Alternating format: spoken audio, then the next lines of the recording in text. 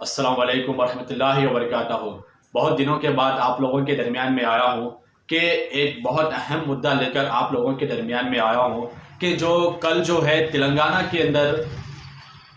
है तेलंगाना असम्बली के अंदर एक बजट सेंक्शन चल रहा था, जिसमें टी हरीश राव ने तेलंगाना का टोटल बजट बताया है कि 2,56,958 करोड़ रुपए ये तेलंगाना का टोटल बजट है, जिसमें से माइनॉरिटी के लिए, दलितों के लिए, एसटी के लिए, ओबीसी के लिए, एससी के लिए एक बजट निकाला है, जिसमें से माइनॉरिटी के लिए 1,728 करोड़ रुपए दिया गया है माइनॉरिटी वेलफेयर डिपार्टमेंट को अक़लियतों के वास्ते। जिसमें से पिछले साल का अगर हम बजट देखें तो हम समझते हैं कि 1,606 करोड़ रुपए ये पिछले साल का अक़लियतों के लिए बजट दिया गया था। लेकिन पिछले साल के बजट में और अब के साल में बजट में, पिछले साल के बजट में और अब के बजट में फर्क यह है कि 122 करोड़ रुपए का इजाफा किया गया है अक़लियतों के लिए। तो बताने का मकसद यही है कि यहां पर दलितों के लिए कितना बजट दिया गया है। देखिए आप, 17,700 करोड़ रुपए ये दलितों के लिए दिया गया है, और एसटीज के लिए, जो सिर्फ तेलंगाना के अंदर एक 2% आबादी है एसटीज की, उनके लिए 12,565 करोड़ रुपए दिया गया है। इसके लिए एसटीज के लिए दिया गया है। और बीसीज के लिए कितना दिया गया है? 5,689 करोड़ रुपए दिया गया है।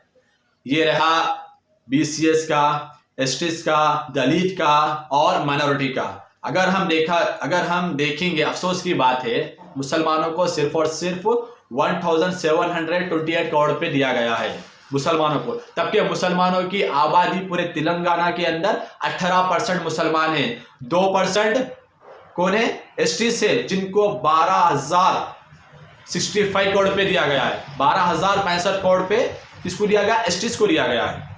और बीसीएस को कितना दिया गया है? 5,689 करोड़ रुपए दिया गया है। तो मैं समझता हूं कि इन सब के लिए एक बेहतरीन स्कीम भी निकलती है दलितों के वास्ते। जबकि केसीआर साहब, आप दलितों के लिए 17,700 करोड़ रुपए आप दे रहे, तो फिर मुसलमानों के साथ नाइंसाफी क्यों कर रहे हैं?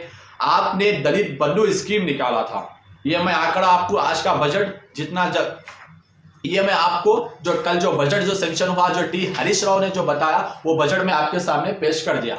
अब रही बारी दलितों के साथ, आपने बहुत अच्छा सलूक किया है। आप दलितों को 50,000 करोड़ दो, वाकई वो बहुत निचली जात है, उनको ऊपर लाना है। आप 50,000 दलितों को दो, हमें इतराज नहीं है। आप एसटीज को दो, हमें इतराज नहीं है। आप बीसीस को दो, हमें इतराज नहीं है। आप हर एक सोसाइटी, हर एक कमेटी को आप दियो, हमें इतराज नहीं है। तब के आप दलित बंधु स्कीम का आगाज किए थे, कहां से? हुजूराबाद से। तो बताने का मकसद यही है कि हुजूराबाद में आप दलित बंधु स्कीम का आगाज करें। कितने से? हर एक दलित को आप 10-10 लाख रुपए दिए। हर दलित को आप कितने दिए? 10-10 लाख रुपए दिए। कहां पर? हुजूराबाद में, क्योंकि वह बाई इलेक्शन था, इसलिए उसका आगाज भी वहीं से करें आप। वाह केसीआर साहब, आपकी मोहब्बत। लेकिन अफसोस है कि अभी तक मुसलमानों को आप 12% रिजर्वेशन नहीं दिए। अभी तक आप मुसलमानों को 2 डबल बेडरूम निजामाबाद में अभी तक कोई एक मुसलमान को नहीं मिला। आप जाकर देख सकते हैं कि किस तरीके से तबाह हो रहे हैं डबल बेडरूम। अभी तक किसी को डबल बेडरूम नहीं मिला। और एक मेन बात आपको मैं बताना चाहता हूं कि ये मैं नहीं कह रहा हूं, सिद्रा कमीशन की रिपोर्ट है कि 85% मुसलमान खुद गुर्बत 85% मुसलमान खुद गुर्बत से निचली जिंदगी गुजार रहा है। लेकिन अभी तक आप मुसलमानों को खुद रोजगार के नाम पे एक स्कीम अभी तक आप लॉन्च नहीं करे। वाह केसीआर साहब, ये आपकी मोहब्बत, आपको मुबारक। 3% मुस्लिम तुलबा ही कॉलेज में दाखिला ले रहे हैं, यानी कि 3% ही मुसलमान तुलबा जो कॉलेज में दाखिला ले रहे, क्योंकि आपने उर्दू को बाइकआउट कर रहे, आप उर्दू को खत्म कर दे रहे। आपने ही वादा किया था कि उर्दू का हर एक एम्प्लॉय हर डिपार्टमेंट में रहेगा। पुलिस में अगर आप जाके उर्दू में कंप्लेंट दे सकते, आप हर जगह उर्दू में कंप्लेंट दे सकते, लेकिन आपकी गवर्नमेंट में उर्दू को मिटा दिया जा रहा है। आप ही कहते हैं कि रियासत की दूसरी जबान उर्दू है। ये आपकी मोहब्बत, आपको मुबारक। 7% मुसलमान ही सरकारी मुलाजिमत में है, यानी कि 7% मुसलमान ही सरकारी मुलाजिमत में है, गवर्नमेंट जॉब में है। 7% सिर्फ मुसलमान, जहां पर हमारी 18% की आबादी है। ये आपकी मोहब्बत, आपको मुबारक केसीआर साहब।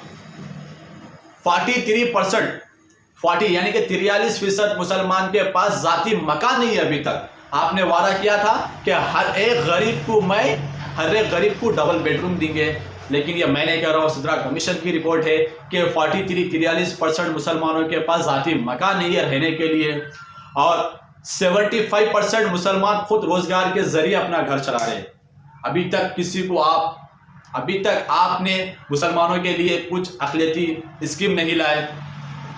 आपने अभी तक मुसलमानों के वास्ते कोई अक़लियती स्कीम नहीं लाए। 75% मुसलमान जो हमारे आज के जो नौजवान जो बच्चे हैं, जो बेरोजगार है, बेरोजगारी की जिंदगी में गुजार रहे हैं, जो खुद एक रोजगार बनकर अपना घर चला रहे हैं, लेकिन अभी तक उन्हें कोई रोजगार का जरिया हुकूमत के जरिए से नहीं मिला।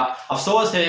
आज मैं तेलंगाना चीफ मिनिस्टर और तेलंगाना की गवर्नमेंट से ये मैं मुतालबा करता हूं कि इमीडिएटली मुसलमानों के लिए एक अक़लियती बंदूक स्कीम का आगाज होना चाहिए। इमीडिएटली मुसलमानों के लिए मुस्लिम आबादियों में हाई स्कूल कायम होना चाहिए, और माइनॉरिटी के अंदर मुसलमानों के वास्ते रिसर्च स्कॉलर्स के लिए रिसर्च सेंटर कायम होना चाहिए। ये मेरी डिमांड है। रिसर्च स्कॉलर्स के लिए रिसर्च सेंटर कायम होना चाहिए। डिमांड है चीफ मिनिस्टर ऑफ तेलंगाना में जो खाना होता है मुसलमान आबादियों में कायम होना चाहिए। मुस्लिम बंधु स्कीम का आगाज होना चाहिए, और उससे मुसलमानों को एक अच्छी बेहतर स्कीम देना चाहिए आप उसके जरिए से, और डायरेक्ट सब्सिडी लोन मुसलमानों को मंजूर होना चाहिए। खुद रोजगार स्कीम के तहत ये मेरी पुरजोर मुतालबा है चीफ मिनिस्टर ऑफ तेलंगाना और गवर्नमेंट ऑफ तेलंगाना से कि खुद रोजगार की एक स्कीम जिसमें 10 लाख रुपये फंड के तहत एक स्कीम को लॉन्च करना चाहिए, जिससे तेलंगाना का हर बच्चा रोजगार से लगे। ये मेरे डिमांड्स थे सीएम केसीआर साहब से। लेकिन अफसोस है, जिस बजट के बारे में मैं अभी आपको थोड़ी देर पहले बताया हूं, जहां पर मुसलमानों के साथ नाइंसाफी की जा रही है, बताने का मकसद यही है कि जो बजट हमें 100% जो सेंक्शन होता है, उसमें से 40-50% ही हमें इस्तेमाल में 40-50% ही इस्तेमाल होता है। बाकी का बजट रिवर्स हुकूमत के खजाने में चले जाता है। लेकिन इसमें गलती किसकी है? इसमें गलती टीआरएस के अंदर बैठे उन आला ओहदेदार जो मुस्लिम कायदीन है, गलती उनकी है। जो आज सेक्रेटरीट के इतने सारे मुस्लिम कायदीन जो टीआरएस के अंदर बैठे हुए, लेकिन किसी के मुंह में जबान नहीं है कि वो सीएम केसीआर साहब से सवाल कर सके कि मुस्लिम अक़लियतों के साथ आप इस तरीके से नाइंसाफी क्यों कर रहे हो। मुसलमानों को 12% रिजर्वेशन कब मिलता, जुडिशल पावर कब मिलता, वक्फ बोर्ड को मुसलमानों को हथेली पे जन्नत दिखाने के वादे आखिर कब तक करेंगे सीएम केसीआर साहब? आप आखिर कब तक करेंगे? टीआरएस पार्टी पूरी तरीके से अक़लियतों के लिए फेल हो रही है। मुसलमानों के साथ सौतेला सुलूक किया जा रहा है। लेकिन अफसोस है कि किसी कायदी मुसलमान जो टीआरएस के अंदर बैठे हुए, उनके मुंह में जबान नहीं आती, उनके मुंहों को ताले बैठे हुए कि मुसलमानों के साथ नाइंसाफी की जा रही है। और जो उनका साथ देते हैं अपोजिशन मिलकर, जो उनके साथ हाथ मिलाकर अपनी सरकार चला रहे हैं तेलंगाना के अंदर, बड़े बड़े अपने दावे करते हैं स्टेटों पर आके, जो अपने बड़े बड़े दावे करते हैं स्टेट पे, हम चाहे किसी को चीफ मिनिस्टर बना सकते हैं, तो हम चाहे किसी को चीफ मिनिस्टर पे कुर्सी पे से उतार सकते हैं। कहां चले गए आज वो कायदीन? मैं आज उनसे भी पूछना चाहता हूं। आज मेरा सवाल पुरजोर उनसे भी है। मुसलमानों के साथ नाइंसाफी की गई, सौतेला सुलूक किया गया। अफसोस की बात है कि हमारे जो आला कायदीन है आज जो खामोश बैठे हुए, इंशाअल्लाह आने वाले वक्त में जनता उन्हें सबक सिखाएंगी। जय हिंद, जय भारत, जय तेलंगाना।